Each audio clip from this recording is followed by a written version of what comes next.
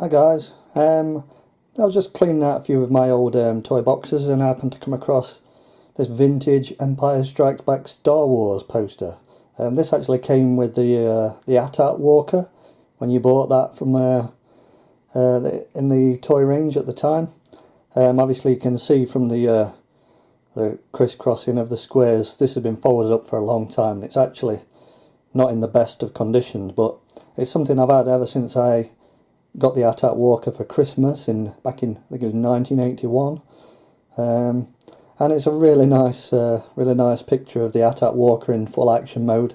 You can see Luke climbing up the outside there. I'm sure a lot of you guys perhaps had this poster or had the AT-AT at the same time as me when I was a kid. And if you look on the left side there, you've got the rebels waiting to attack it on the Tauntauns, and you can see Han and Leia and C-3PO and R2-D2 in amongst the group.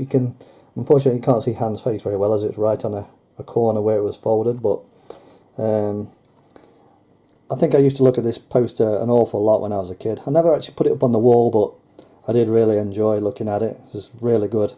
And what I'm going to do is I'm going to flip it over, because on the back it actually shows you the whole toy range that was available at the time. And I'm sure you guys, a lot of you guys, can remember this. And a lot of the toys that actually came as part of the sets. Now I did have quite a few of these myself. I've still got some of them. I'm going to dig them out of the attic and clean them up a bit and see what's worth making a video of, and hopefully I'll share it with you guys once I've got something that's worth doing. But I'll just give you a quick look around the poster, and obviously pause it and have a look at the detail if you want to look at it a bit closer. I'll try and zoom in on some of the writing. I don't get a chance to do the whole thing, but obviously you've got the X-Wing, and you've got the the Hoth Wampa, a variety of vehicles that were never actually in the films, but I know I had at least one or two of those. You got the Snow Speeder, which was a particular favourite. Obviously, if you can remember that, they used to be battery operated and those guns used to light up on the front. That was a really good toy. The Millennium Falcon. A lot of people had the Millennium Falcon. Again, that was an amazing toy. I've still got mine in the loft. I think there might be a few bits missing, but I'll dig that out and have a look at it. Again, some of the writing on there. You guys can pause this video and read that to your heart's content. Okay, moving along, we've got the Stormtrooper Imperial Troop Transport. Again, I did have that as a toy. Really loved that. That was battery operated as well. Used to make sounds and used to press the buttons and it would actually speak in R2-D2 and C-3PO, making the noises. And moving along, one of my particular favourites, Slave One, the ship of Boba Fett. Let's see what that text says about that there. That was an absolutely amazing toy to have. I had that as well one Christmas. Really loved it. I've still got it, so I'm going to dig that out as well. Hopefully it's all in one piece. There's the Tauntaun, and it was amazing that you could actually put your Luke Skywalker figure inside its belly, just like in the film. Moving to the side, you've got Darth Vader's TIE Fighter. Again, this was battery operated. You used to press the button on the back and that red light at the front middle there used to light up and make sounds. Moving up, you had some smaller die-cast vehicles.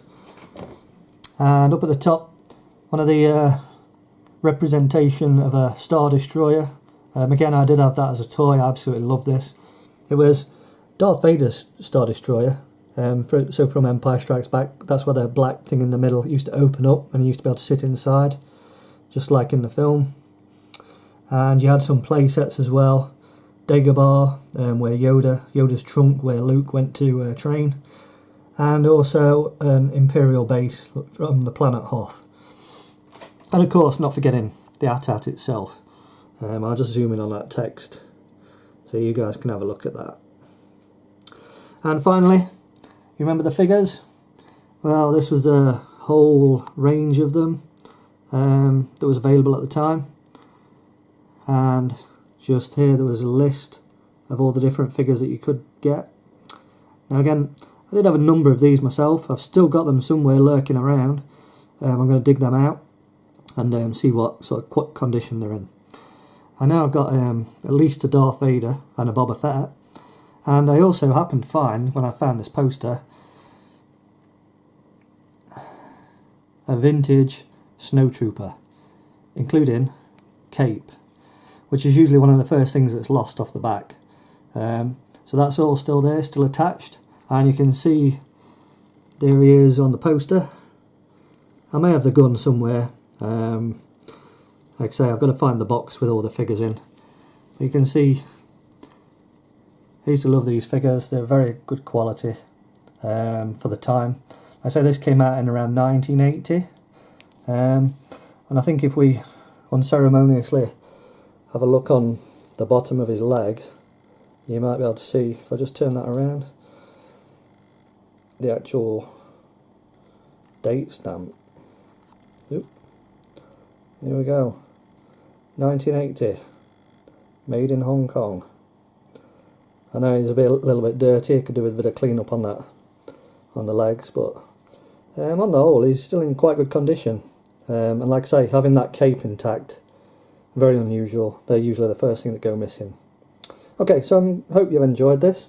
It's a bit unusual, it's off the beaten path from my usual Marvel Legends, but I do have a lot of various action figures, including Star Wars and He-Man, and I'm going to dig those out and hopefully upload some videos for you to have a look at. Okay guys, hope you've enjoyed it, and I'll see you again soon.